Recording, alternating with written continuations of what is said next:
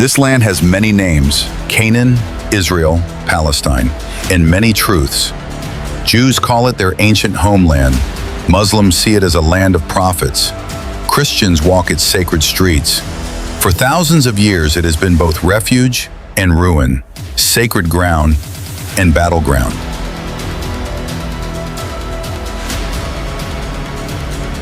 Before scripture, before kingdoms, this land was called Canaan.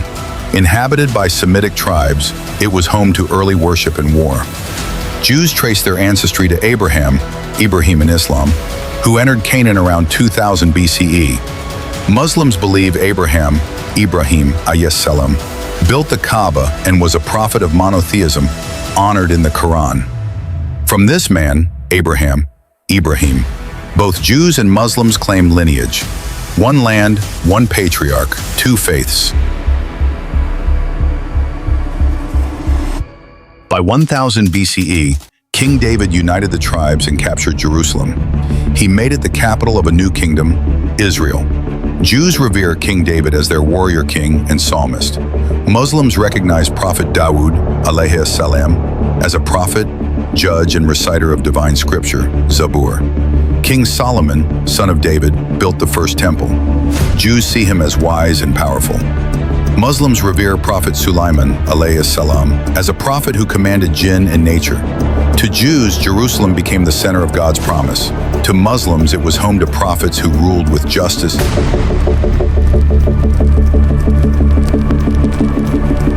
Empires rose and crushed kingdoms.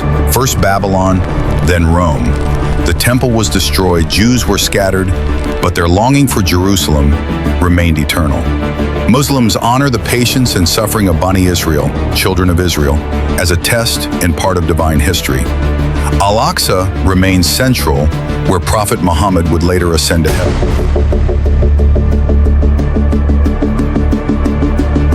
In 636 CE, Islam arrived. Caliph Umar entered Jerusalem peacefully. He refused to pray in the Church of the Holy Sepulchre to protect its Christian sanctity. Muslims believe Prophet Muhammad ﷺ traveled from Mecca to Al-Aqsa during Isra and Miraj, ascending to heaven. Jews continue to mourn the lost Temple Mount.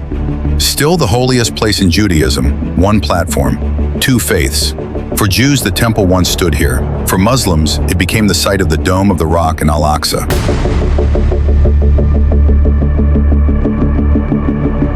In 1099, Crusaders bathed Jerusalem in blood. But in 1187, a Muslim general, Salahuddin Ayyubi, retook it. Not with vengeance, but with restraint. Muslims see Saladin as a hero who defended Islam and honored Christian lives. Jews, persecuted by Crusaders, welcomed his victory. He allowed them to return to Jerusalem. For centuries under the Ottomans, Jews, Christians, and Muslims coexisted. But the rise of European Zionism in the 1800s changed everything. Jews, facing pogroms and persecution, saw Palestine as their biblical right and safe homeland. Muslims, Palestinians viewed increasing Jewish immigration as a foreign threat to their ancestral land. Two peoples, one land, and a storm was building.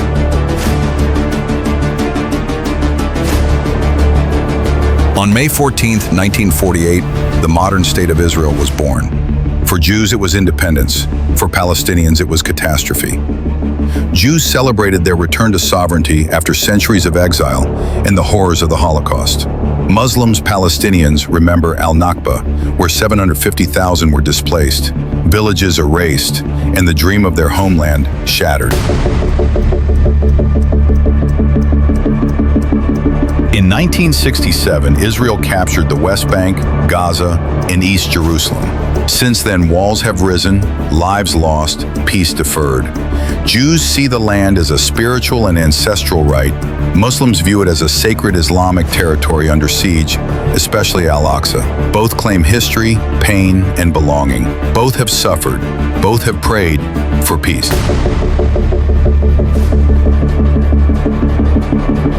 This land gave birth to prophets. It carries the prayers of Jews, the cries of Palestinians, and the hopes of humanity. Lesson: maybe peace won't come from proving who was first, but from choosing who will be last to bleed. Closing quote from the Quran and Torah. Whoever saves one life, it is as if he has saved all mankind. Quran 5:32. Love your neighbor as yourself. If this story moved you, subscribe, share the truth, share the history, and maybe share the hope.